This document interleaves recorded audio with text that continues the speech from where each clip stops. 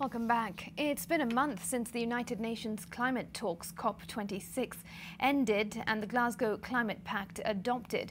Governments and stakeholders around the world are going over the document with a fine-tooth comb to see exactly how their respective countries stand to benefit from the climate agreement. So what did Africa achieve in the Glasgow climate talks? NTV science editor Zainab Wandati is in Cairo now in Egypt, where African civil society groups are meeting to answer this very question. Zainab, good to see you. What did Africa get out of COP26?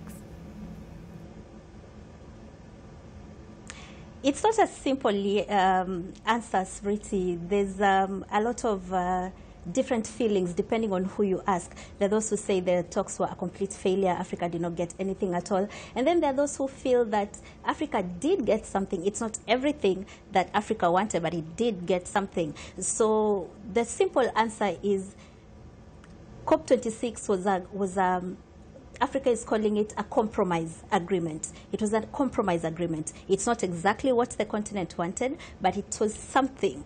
At least the continent managed to get some language around loss and damage and climate adaptation financing. Loss and damage is something that is at the core of Africa's needs because of the impact of climate change. For example, the rising lakes, how the economy was hit as a result of the rising lakes, the schools that were submerged. All that is loss and damage. So Africa has been wanting the world to be held responsible, the rich countries that bear the greatest responsibility for climate change, to be held responsible for the loss and damage that's being experienced in parts of the world. Right now, the Philippines is experiencing a serious hurricane, a typhoon with wind speeds of up to 300 kilometers per hour. The loss and damage that will come as a result of that, Africa has been wanting the rich countries to be held responsible for that. And the climate agreement in Glasgow did not exactly hold these countries responsible, but it did initiate the discussion around that. So over the next few days, the African civil society groups are here in Cairo